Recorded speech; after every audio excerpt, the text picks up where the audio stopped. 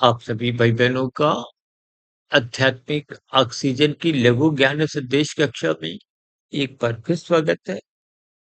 आज की चर्चा एक शब्द सहानुभूति को लेकर करने जा रहे हैं।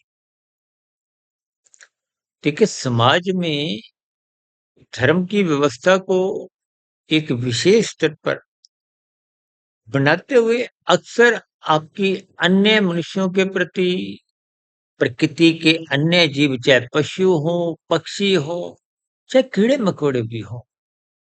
देखिए, प्रकृति की व्यवस्था में ये अलग-अलग ध्वनियाँ हैं। अन्य जीवों के प्रति एक सहानुभूति के भाव रखने से आपकी हमारी जो एक सात्विक गुण है, वो जगते हैं।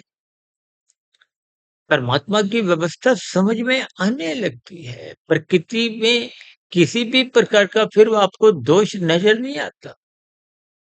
दोष कब नज़र आता है? जब आप व्यक्तिगत दृष्टिकोण से अपने हित को ही सर्वोपरि मानने लगते हैं। जब पारिवारिक स्तर पर ही विशेष प्रकार के सुखों को महत्व देते हैं, तो फिर सहानुभूति की स्थितियाँ बन नहीं पाती। देखिए, धृतराष्ट्र ने भी तो पुत्र मोह में कुछ ऐसी ही स्थितियाँ बनाई जिसका परिणाम आप और हम जानते ही हैं। इसलिए मोह और ममता से ऊपर की स्थिति ये सहानुभूति की है। ये धर्म को सर्वोपरि रखती है, सत्वगुण का विकास करती है और परमात्मा से निरंतर जुड़ते हुए आध्यात्मिक यात्रा, कर्म योग, ज्ञान योग, भक्ति योग की स्थितियां बनाने की ओर मददगार होती है। इसलिए अपने जीवन में सहानुभूति की स्थितियां, एक संवेदनशील की स्थितियां बनाइए।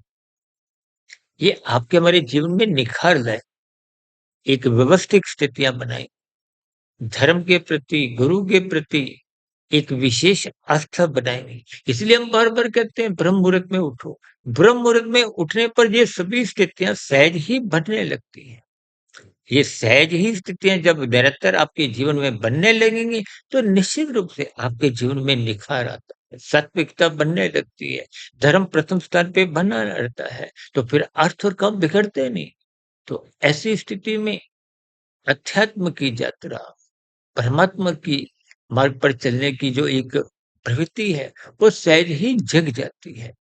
ऐसी सभी सात्विक शुभ स्थितियाँ आपके जीवन में भी बने, ताकि आप और हम ब्रह्म मुहूर्त में उठें, दिन में राजसी स्थितियों को एक मर्यादा में रखें, अपने धर्म का, अपने कर्तव्यों का ईमानदारी से पालन करें। जब ये स्थितियाँ बनती हैं, तो फिर सहानुभूति आपको बढ़ानी नहीं पड़ती, वो सहज ही आपका एक गुण को, एक लक्षण को हो, एक विशेषता सहज ही आपके व्यवहार में बनी रहती है। इन्हीं शुभकामनाओं के साथ चर्चा विशेष को यहीं विराम देते हैं। फिर मिलते हैं शाम की सर्व कल्याण वृक्ष की प्रश्नोत्तर ज्ञान कक्षा में और कुछ शॉर्ट्स की वीडियो में, और कल सुबह ब्रह्म मुहूर्त ज्ञान उपदेश कक्षा में किसी विशेष गंभीर विषय को लेते हुए। तब तक आप अपने आध्यात्मिक मित्र सुधीर भाटिया फकीर को इजाजत दें। वीडियो विशेष को सुनने के लिए आप सभी भाई बहनों का बहुत बहुत धन्यवाद।